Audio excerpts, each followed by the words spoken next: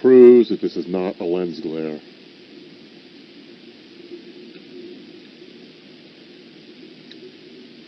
Nobody's still really sure what this is. I still feel it's a craft of some sort.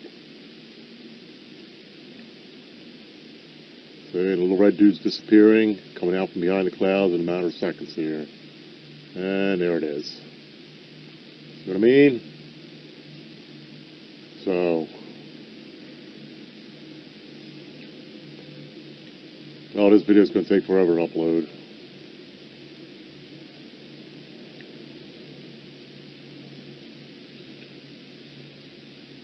Should be coming into complete clear here in a second.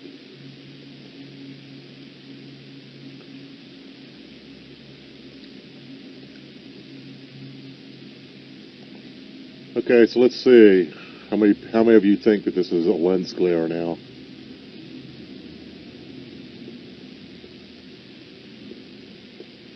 Again, I just proved it's not. Look off to the right-hand side of the video, you'll see the lens glare there, the red and the yellow. That's the lens glare off to the right. But that is definitely the moon and whatever is underneath of it. So, alright.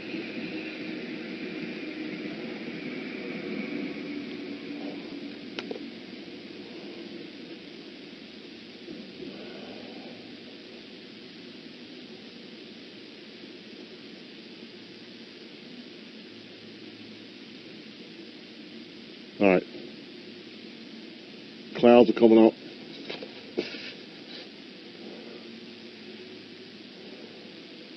And the moon should cover up first.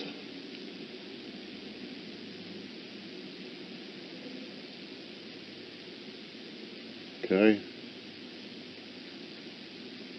Well, they're both covering up.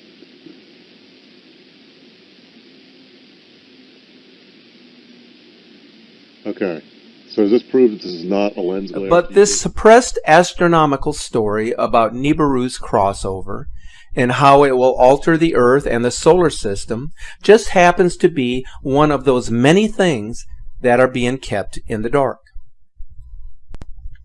As I mentioned, there are strange happenings taking place within the interior of our planet. This is something that is being reported because it is a story that cannot be hidden from the public. It is there to be seen and noticed. Why are giant fountains of lava suddenly pouring out of some of the most dangerous volcanoes on the entire planet? And why are so many long dormant volcanoes suddenly roaring back to life? According to Volcano Discovery, 35 major volcanoes either are erupting right now or have just recently erupted, and dozens of others are stirring. Something is pushing magma up through the crust of the Earth at a number of key spots around the planet. The spectacular eruption of Mount Etna in Italy is making headlines all over the world. This latest eruption is the second this year and comes just a month after Mount Etna experienced a flurry of activity in late January. On the island of Sicily, the giant fountains of lava that are coming out of Mount Etna can be seen 30 kilometers away, as seen in this video clip.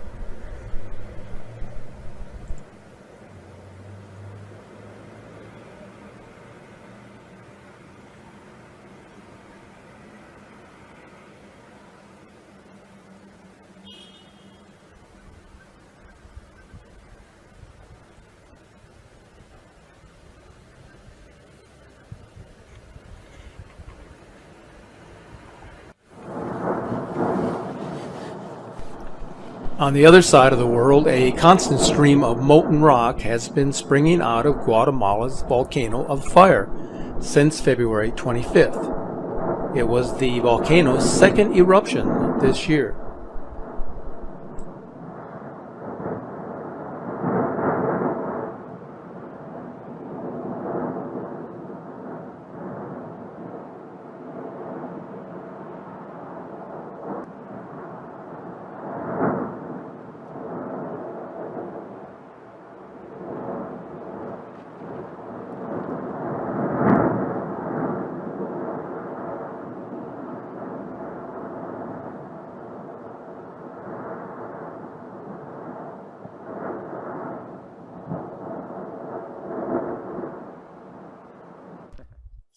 And in the middle of the Pacific Ocean, a fire hose of lava has been pouring out of the Kilauea volcano since December 31st.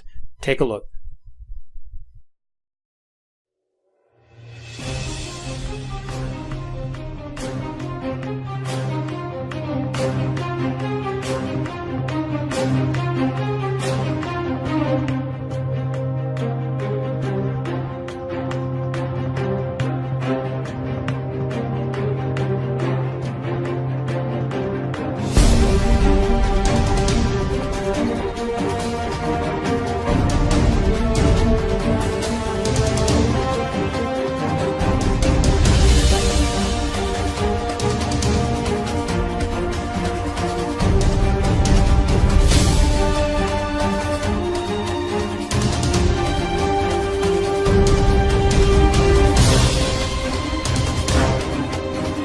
Volcanoes that have been dormant for a very long time all over the world have started springing back to life.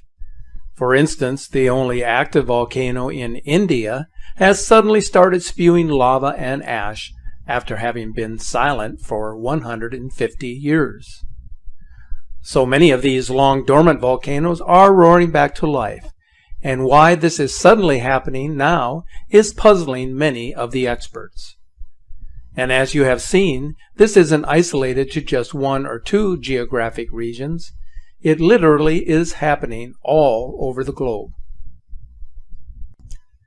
Last month, Indonesia's Mount Sinabung in the southern hemisphere erupted 7 times in the space of a single day, while authorities in the northern hemisphere were warning us that 4 of Iceland's biggest volcanoes are preparing to erupt. Indonesia and Iceland are about as far apart as you can get, and yet they are both being affected by this worldwide phenomenon. Now, without a doubt, something definitely appears to also be causing a significant increase in worldwide seismic activity. So let's talk about earthquakes for a moment. A website known as the Big Wobble recently published an article that included 2 extraordinary maps. The first map showed the number of major earthquakes from January 1900 to January of 1917. And the second map showed the number of major earthquakes since the beginning of this century. The difference between the 2 maps was startling, to say the least. It is becoming extremely difficult to deny that something is happening to the crust of our planet, and many are becoming concerned about what we could soon experience if the level of seismic activity continues to rise. We already talked about Mount Etna, but a much greater threat in Italy appears to be awakening under the city of Naples. A massive supervolcano known as Campi Flegrei is close to a critical state, and if it erupts, the consequences will be beyond catastrophic. The following comes from the National Geographic. A long, quiet, yet huge supervolcano that lies under 500,000 people in Italy may be waking up and approaching a critical state. Based on physical measurements and computer modeling, magma could be approaching the critical degassing pressure at the volcano in the metropolitan area of Naples, one of the most densely inhabited areas in the world, and where accelerating deformation and heating are currently being observed. If that supervolcano were to fully erupt, millions would die. The skies in the northern hemisphere would be darkened for months, and the resulting volcanic winter would cause famines all around the globe.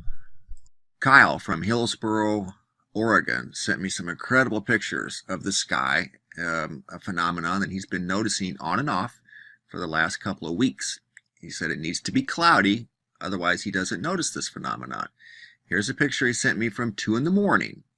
It emanates from a bright pink, which he was not able to photograph, but it trails off into a dark, deep purple. I originally thought there was a fire burning near, but that was not the case. And in this one here, it was dark red. I haven't done anything to it. That's exactly how he sent it. These pictures here, he said, were the ones that were purple, but it didn't show up as well in the camera. He said it's actually gorgeous in person. So he's from Hillsboro, Oregon, seeing this in the 2 a.m. hours of the night sky. Here's a picture he sent me from, this was last night. This is looking due south. You can see the orange cloud. He thought there was a fire. There wasn't a fire. So if you guys are experiencing this or know anybody that is, can you send your pictures here? And the reason I'm doing a video about this is because I've had somebody tell me from North Carolina, the opposite side of the country, saw the same thing. Dark red skies in the middle of the night, 3 a.m. No storms, just clouds. It's actually very impressive. Look at that. Show you on Google Earth. Right here is Hillsboro. Some of these, maybe it's coming from the ocean. North Carolina, I don't know if that one was coastal or not. This isn't directly coastal, but you know, it's closer than the ocean than I am. And here's what the sky is looking like. 2 a.m. Pretty crazy. Remember the purple sky? This was 2 hours before the Houston tornado outbreak back last month. So it didn't happen right when the tornadoes were happening. This was hours before the tornadoes broke out. So there's purple in Houston, blood red up in Oregon, and he saw them in the northeast, coming down to the southeast, in the south, drifting to the east-southeast.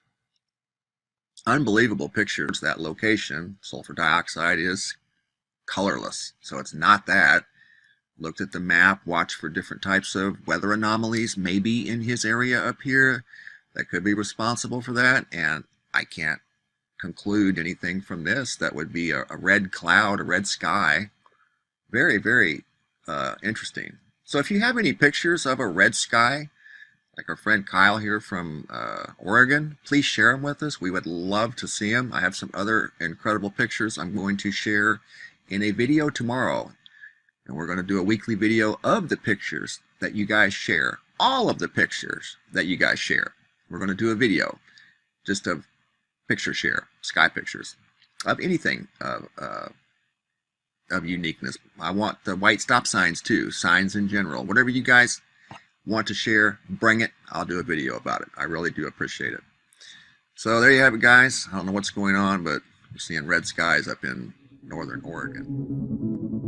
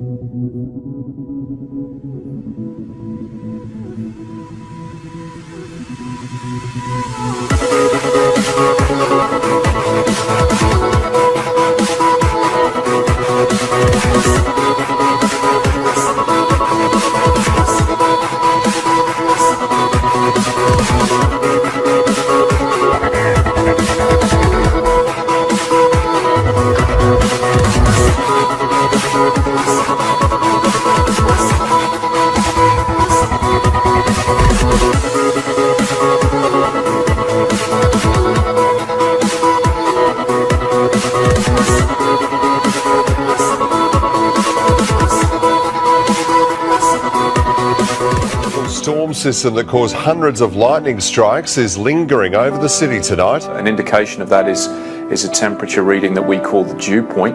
That was very high this morning, one of the highest readings in March that we've had. So it's not just that these events are unusual, it's that they're unprecedented. Meanwhile, a staggering statistic out of Chicago. There's rain in the northwest and snow where you'd expect it. The Windy City had no measurable snow during January and February for the first time in 146 years. A rare bit of normal in a bizarre winter. In a normal winter, Illinois is blanketed in snow, not battered by tornadoes like this deadly twister on Tuesday. It's mind-blowing. We've never had anything like this since I've been around. And it's just, it's pretty wild. We can say without a doubt that heat waves are occurring more frequently, they're lasting longer. All these are the beginning of birth pains. But then he comes to the word, it's interesting, he says, but then.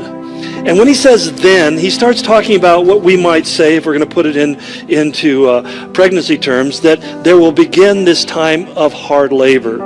And we know that in terms of the gestational cycle, that when a woman begins to be very near delivery, she begins to feel abdominal pains and cramps much more significantly, much more severe. It becomes evident because this is discomfort of a different kind. Has warned the drought in the region, in the Horn of Africa, is creating a potential humanitarian disaster. Somalia's Prime Minister says some 110 people have died in the south of the country in the last 2 days from famine. It is imperative for us to help each other, as the magnitude of this drought is very alarming.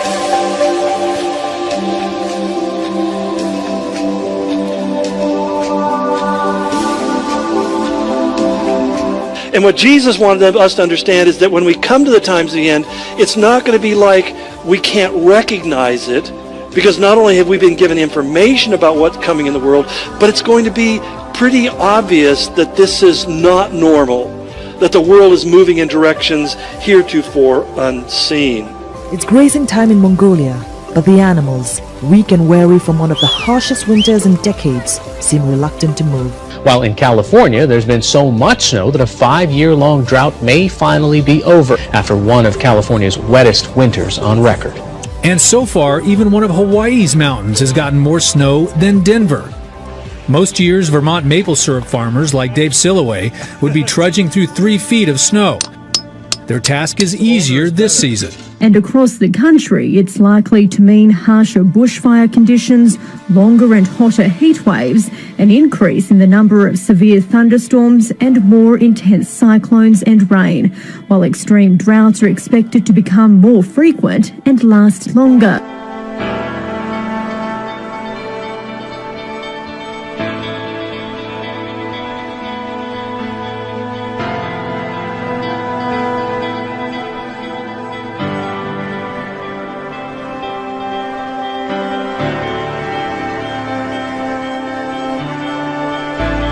El llamado noveno planeta, para algunos reconocido como Hercóbulus, Nibiru o Planeta X. Como usted sabe, el primer registro de él aparece en tablas sumerias de más de 5.000, 6.000 años de antigüedad, y hasta el día de hoy había sido una leyenda. Hoy sabemos que efectivamente existe un cuerpo masivo, muy grande, muy posiblemente del tamaño de los grandes planetas de nuestro sistema solar, que tiene una órbita alrededor del Sol, se dice de 20.000 años. Todavía hay mucho que aprender y de saber de este misterio, ya que hasta el día de hoy no se le ha logrado fotografiar. Aquí le presento la investigación de Fernando Correa. Un equipo de astrónomos afirman tener evidencias de la existencia del noveno planeta. Nadie lo ha observado. Sin embargo, se ha logrado determinar que se localizaría 20 veces más lejos que Neptuno. Sería entre 10 y 20 veces más grande que la Tierra. Se piensa que es muy oscuro y que tiene una órbita muy alargada, dando una vuelta al Sol cada 20.000 años. Estos cálculos son posibles gracias a las observaciones de las órbitas de 14 planetoides más allá de Neptuno, en el cinturón de Kuiper. La posición, dirección y órbitas de estos planetoides no se pueden entender a menos que exista un enorme planeta muy masivo que determinaría la posición de los planetoides. Sería el quinto en tamaño después de Júpiter, Saturno, Urano y Neptuno. Esta es la investigación del noveno planeta, que está siendo relacionado con el llamado Planeta Unidos. Mike Brown y Konstantin Batygin anunciaron que tenían evidencias de la existencia real del noveno planeta. What we have discovered is that numerous features of the Kuiper Belt, a field of icy debris beyond the orbit of Neptune, can be understood if the solar system possesses an additional 9th planet that resides well beyond the orbits of the known planets. De manera que el campo gravitacional y la dirección de las órbitas de los planetoides en el cinturón de Kuiper se explican por la existencia de un noveno planeta. Mike Brown en 2003 descubrió el planetoide Sedna. En 2005, los planetoides Eris y Makemake. Y en 2016 explica por qué existe el noveno planeta. When we looked at the outer solar system, we realized that while most of the very distant objects, these objects beyond Neptune, beyond Pluto, most of these objects, they all go around the sun and they're all sort of pointing off in all different directions. But the most distant objects all swing out in one direction in a very strange way that shouldn't happen. And we realized that the only way we could get them to all swing in one direction is if there is a massive planet also very distant in the solar system, keeping them in place while they all go around the sun. Aunque existen evidencias de la existencia del noveno planeta, aún no ha sido observado. Sin embargo, ya se está buscando con los mayores telescopios del mundo. Se calcula deberá ser observado los próximos 5 años. La confirmación de su descubrimiento seguramente resolverá el enigma del planeta oscuro llamado Nibiru o Hercolobus. el planeta bíblico conocido como Ajenjo, un planeta que se describe en la tablilla de Berlín de las crónicas de los sumerios. El noveno planeta está siendo relacionado con Nibiru en una investigación que continuará, informó Fernando Correa.